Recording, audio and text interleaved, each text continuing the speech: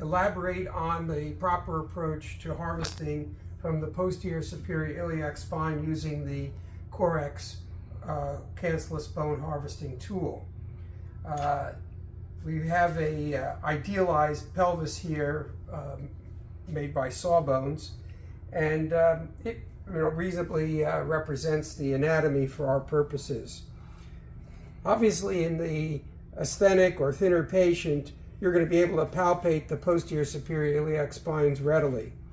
But in patients who have more subcutaneous mass, these may not be as easily palpated. A landmark one can use is the first sacral foramen, which is approximately at the same level as the posterior superior iliac spine on either side.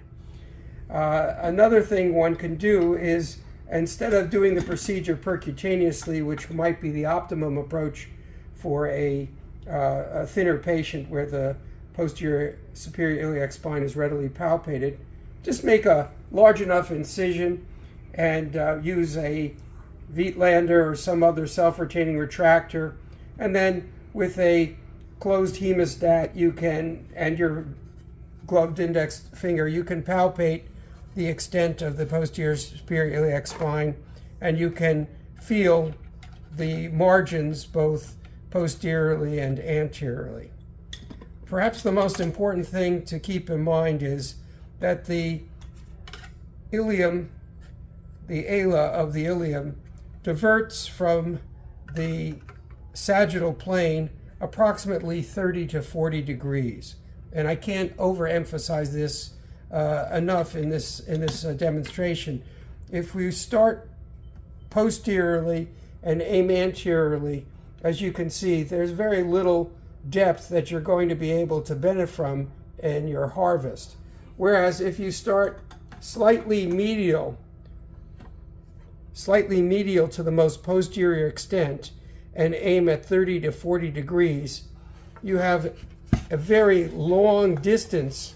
You can go toward the anterior superior or the anterior inferior iliac spine here, which is safely above the greater sciatic notch and above the acetabulum. And you can sink the COREX bone harvester for quite a depth, over 15 centimeters, in a single uniaxial pass. Once you've made the entry hole, and I have a somewhat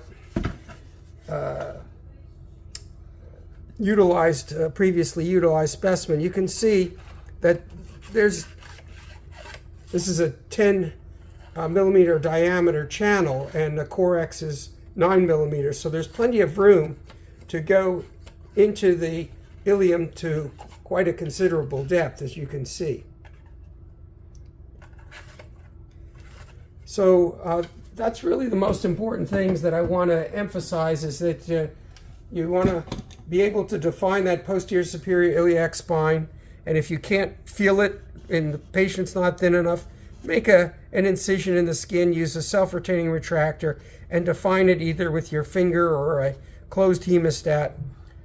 Make your entry, cortical entry, slightly medial and anterior to the most posterior extent of the posterior superior iliac spine, and aim at an angle of 30 to 40 degrees from the sagittal plane, from posterior medial to anterolateral.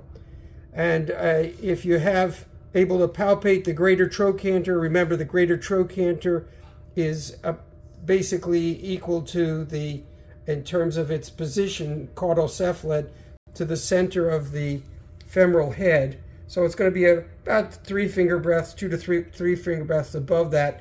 And then you have the anterior inferior iliac spine. And this is the trajectory.